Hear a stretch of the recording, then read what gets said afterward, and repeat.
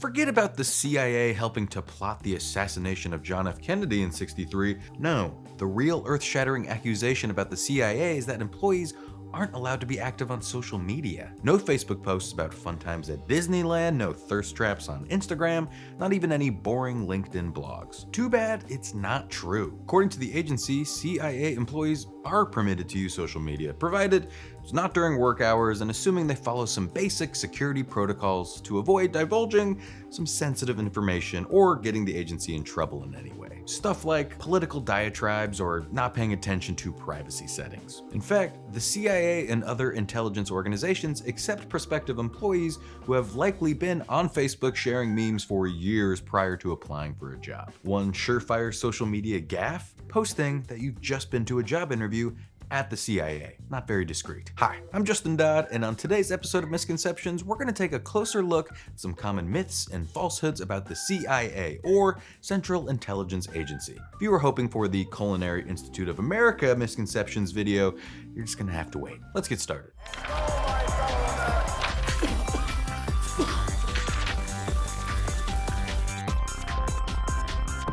The CIA doesn't allow social media use.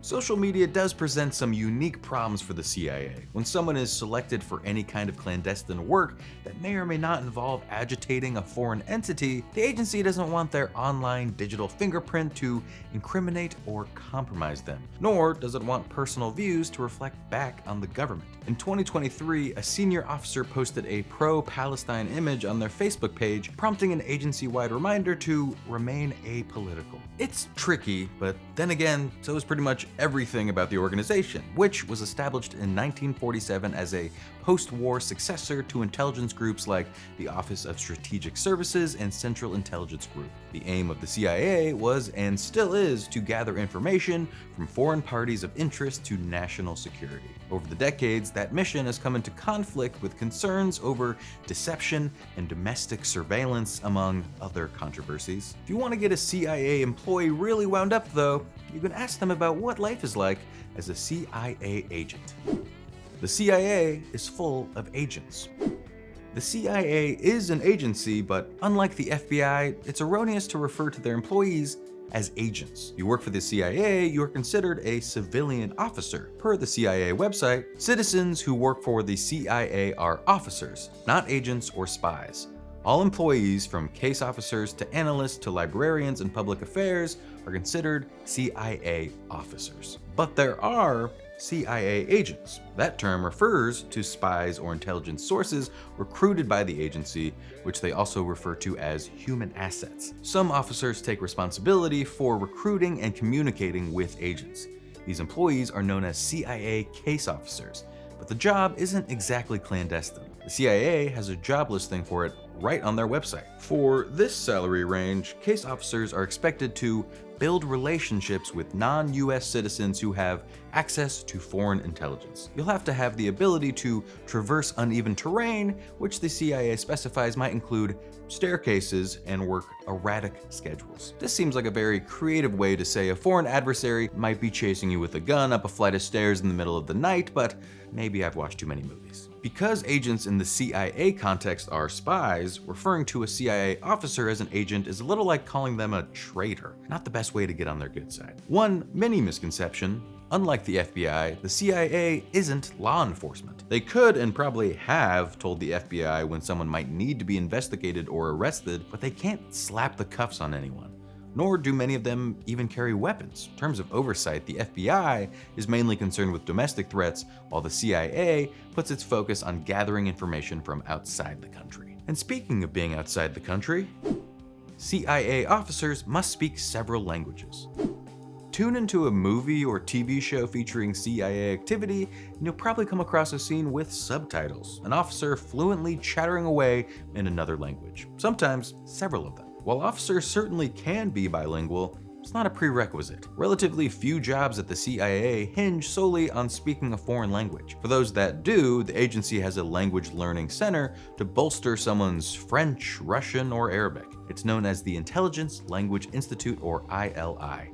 And it can take an employee from learning a simple foreign alphabet to being conversational in Japanese. While knowing another language is not a mandate, it can be financially beneficial. The CIA will consider giving a hiring bonus to new recruits who can bust out some German or other mission-critical language, as well as offer modest salary bumps for maintaining language proficiency. Seamless Italian might not be a necessity, but the agency does have some minimum qualifications for applying. You need to be a US resident at least 18 years of age, have a clean background check, pass a polygraph test, and be clear of any marijuana for the previous 90 days.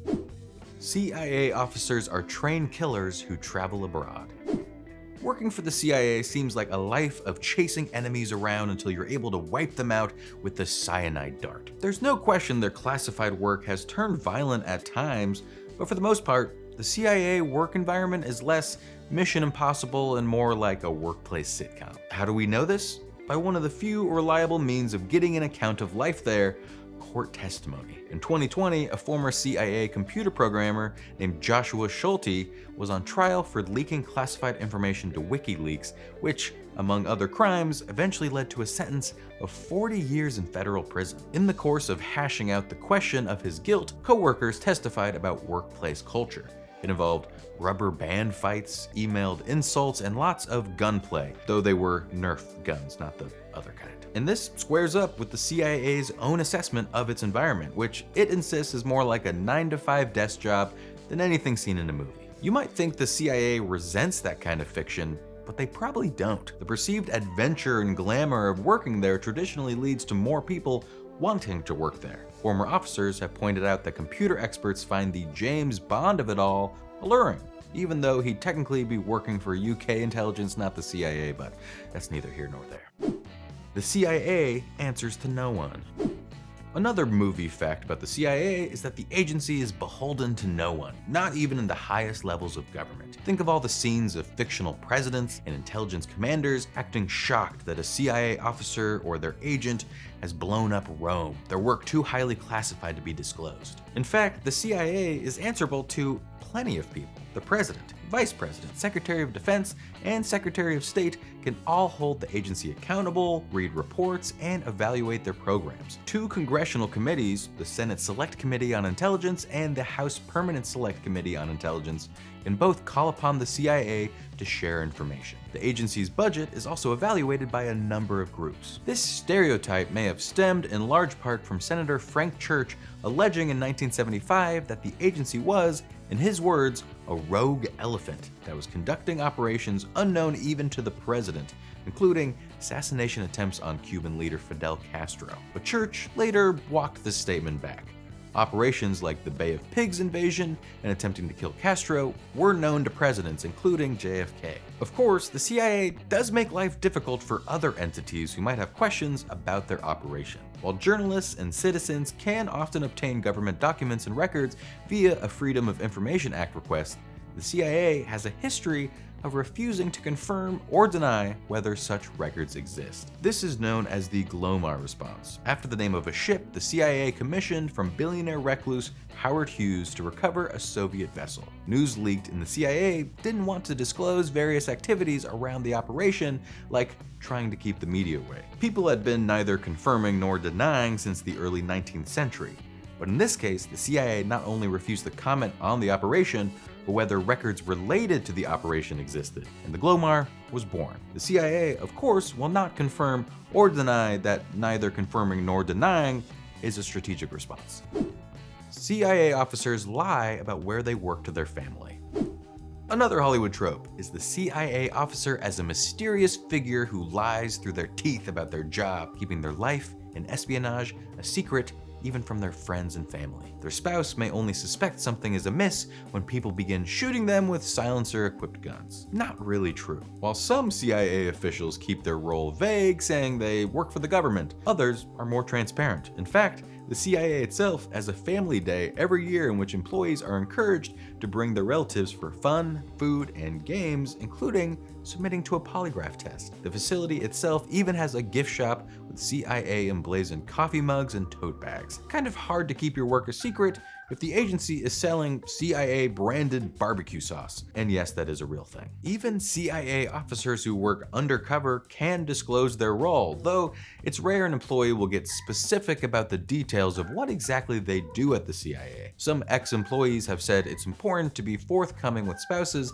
to help prevent the marriage problems that can crop up when one or both partners are working in intelligence. And yes, this can sometimes wind up being a Mr. and Mrs. Smith type of situation.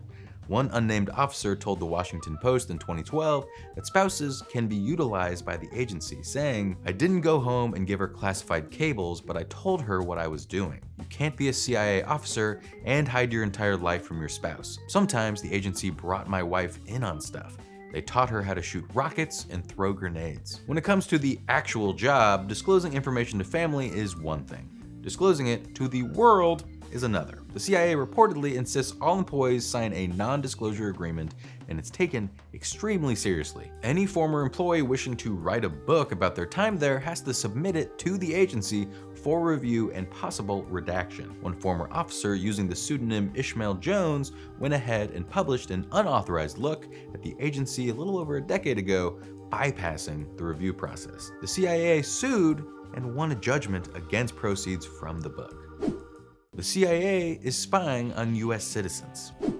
You've probably noticed we didn't cover one perceived misconception, that the CIA spies on Americans. That's because we're not entirely sure we can call that a myth. While it's true the agency is prohibited from gathering information on US citizens, it can engage if that citizen is suspected of being involved in espionage or terrorism. And it's also true that the CIA harvests so much data in a process known as bulk collection that a lot of domestic profiling can get caught up in their net, a fact publicized by Senators Ron Wyden and Martin Heinrich in 2022. While the agency is supposed to censor that type of information, its secrecy makes it hard for them to face public scrutiny. Of course, it depends on which CIA you're talking about.